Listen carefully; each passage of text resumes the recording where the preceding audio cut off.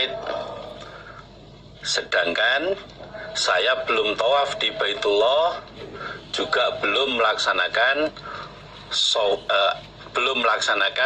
sa'i antara Bukit Safa dan Marwah. Begitu sampai di Mekah, Ibu Aisyah mengalami haid, sedangkan beliau belum tawaf di Baitullah, belum melaksanakan sa'i Safa dan Marwah. Seandainya terjadinya haid itu setelah selesai tawaf di Baitullah, selesai sholat di belakang makom Ibrahim 2 rakaat, gak masalah, langsung melaksanakan sa'i walaupun keadaan haid. Tapi kejadiannya ini sebelum melaksanakan tawaf, belum melaksanakan sa'i antara Safa dan Marwah. Fasakautu, maka melaporkan aku, Aisyah, dzalika, pada demikian itu keadaan, ila Rasulillah, kepada Rasulillah Sallallahu Alaihi Wasallam. Kejadian itu saya laporkan pada Nabi. Saya belum sempat tawaf di Baitullah, belum sempat sa'i antara Safa Marwah, tiba-tiba saya mengalami haid Nabi. Faqala, maka bersabda Nabi, unkudhi, melepaskanlah kamu, roksaki, pada rambutmu, wamtasiti, dan bersisirlah kamu,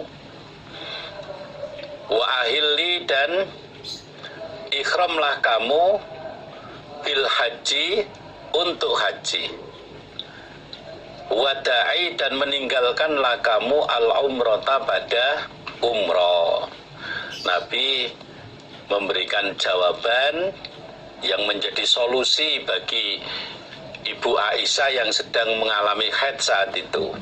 Silakan kamu melepaskan gelungan rambutmu, silakan kamu bersisir, karena saat itu sudah keadaannya berarti sudah lukar saat itu. Lukar dalam arti belum sampai pada masanya, belum sampai waktunya. Sekarang silakan kamu memakai ihram, niati untuk haji, dan tinggalkan atau batalkan ihram niat umrohmu, niat ihram umrohmu, diganti untuk haji. Karena keadaan seperti itu, Nabi menyampaikan, silakan kamu lepaskan gelungan rambutmu, silakan kamu bersisir, silakan kamu ihram, diniati untuk haji, dan tinggalkan atau batalkan ihram umrohmu. Nah, qalat, berkata sopo Aisyah, fa'altu, maka mengerjakan aku. Bu Aisyah bercerita, atas perintah dari Nabi saya melaksanakannya, memakai pakaian ihram, diniati untuk haji, kemudian niat umrohnya dibatalkan, niat ihram umrohnya dibatalkan. Nah, ketika mulai memakai ihram untuk haji, ini tidak perlu datang ke mikot, cukup di rumah saja, ya, melaksanakan mandi junub, mandi seperti mandinya orang junub, kemudian niat untuk melaksanakan ihram haji tanpa sholat di mikot, karena kondisinya sedang haid. Ibu Aisyah mengerjakan apa yang diperintahkan oleh Nabi. Berarti pada saat itu bukan lagi ihramnya untuk umroh sebagaimana awalnya, tapi dirubah untuk haji. Falamma qadaina, maka ketika telah merampungkan kami al-hajja pada haji, arsalani, maka mengutus padaku Aisyah sopo Rasulullah sallallahu alaihi wasallam ma'a Abdurrahman ibni Abi Bakrin, beserta Abdurrahman bin Abu Bakar. Ini masih saudara laki-lakinya Aisyah. Diutus ilat Tan'imi, ke daerah Tan'im. Tan'im itu mikot terdekat dari Mekah, gitu. Mikot terdekat dari Mekah. Fa'tamartu, maka melaksanakan umroh aku.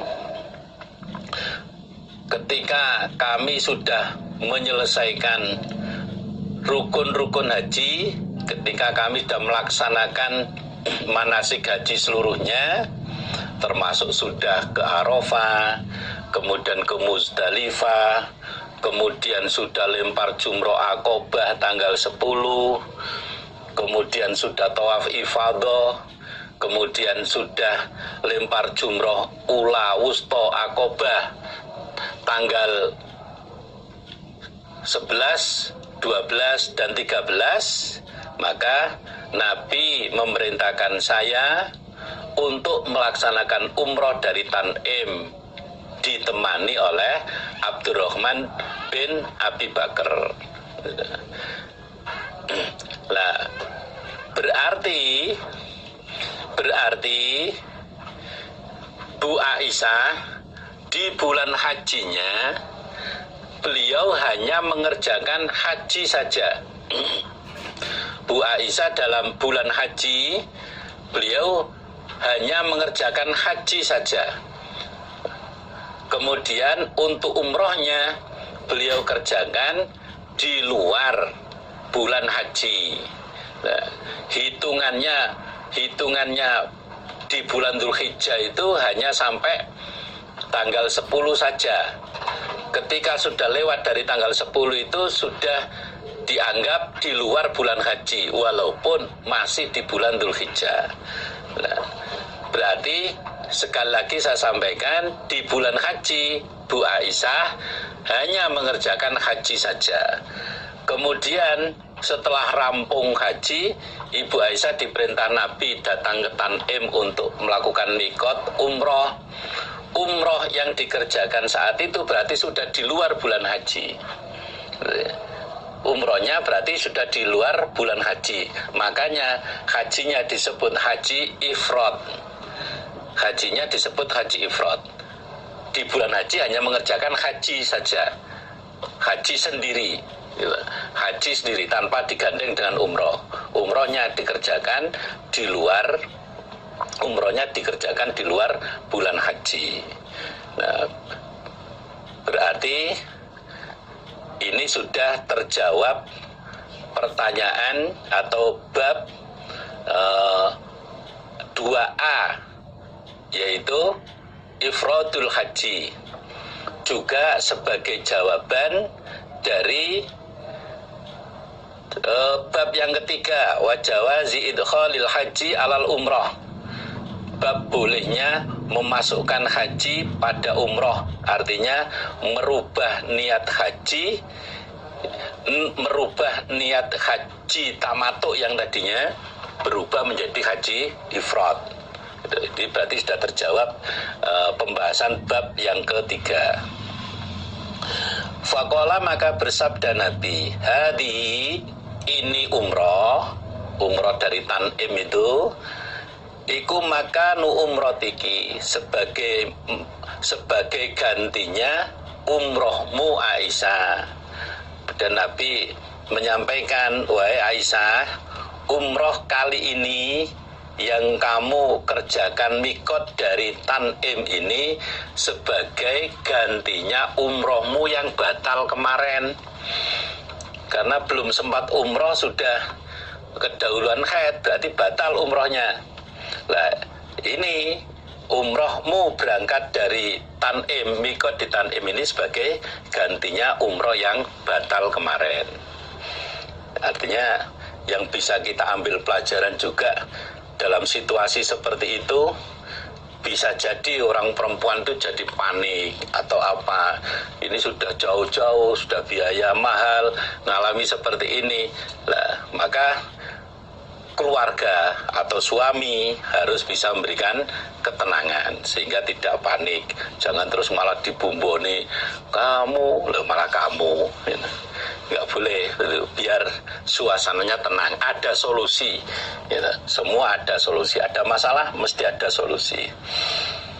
Fatofa maka tawaf sopo alladzina orang-orang ahallu yang berpakaian ikhram mereka bil umroti untuk umroh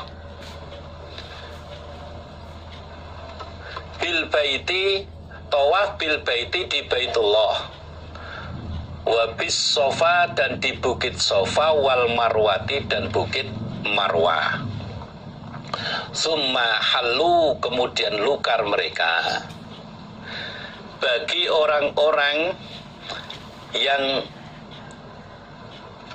berpakaian ikhramnya diniati untuk umroh, maka mereka langsung melaksanakan tawaf di Baitullah keliling Ka'bah 7 putaran berlawanan dengan arah jarum jam. Kemudian dilanjutkan dengan sholat 2 rakaat di belakang makom Ibrahim, walaupun di hadisnya tidak dicantumkan, tapi itu sudah menjadi paket, sudah otomatis. Ketika keliling Ka'bah 7 kali putaran tawaf itu mesti paketnya itu gandeng dengan sholat 2 rakaat di belakang makom Ibrahim. Kemudian melaksanakan sa'i antara Safa dan Marwah sebanyak 7 kali, berawal dari Safa kemudian ke Marwah, berbalik lagi balik ke Safa, kemudian nanti hitungan ketujuhnya berakhir di Marwah. Setelah itu lukar, gitu. Setelah itu lukar.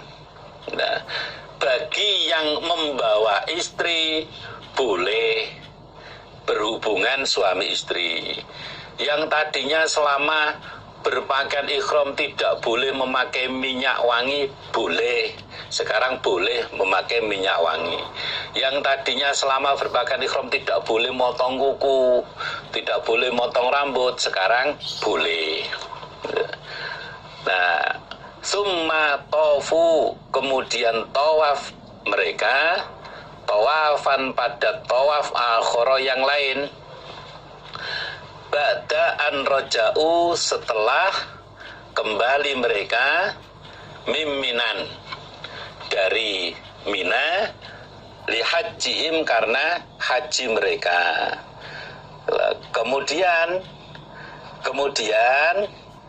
setelah mereka kembali dari Mina menyelesaikan hajinya, maka mereka tawaf lagi, gitu. Tawaf lagi di Baitullah, namanya tawaf ifadah. Jadi setelah mereka selesai melaksanakan rangkaian ibadah haji di Mina, terutama saat itu di tanggal 10 adalah melaksanakan lempar jumroh Aqobah, maka mereka kemudian melaksanakan tawaf ifadah, gitu. Tawaf ifadah. Nah, ini jadi kalau di urut rangkaiannya itu, setelah orang-orang ini mengerjakan tawaf di Baitullah 7 kali putaran berlawanan dengan arah jarum jam, kemudian sholat 2 rakaat di belakang makom Ibrahim, kemudian sa'i 7 kali antara Safa dan Marwah, terus lukar, dan lukar, sudah lukar. Setelah itu menjelang hari tarwiyah itu kembali berpakaian ikhram lagi.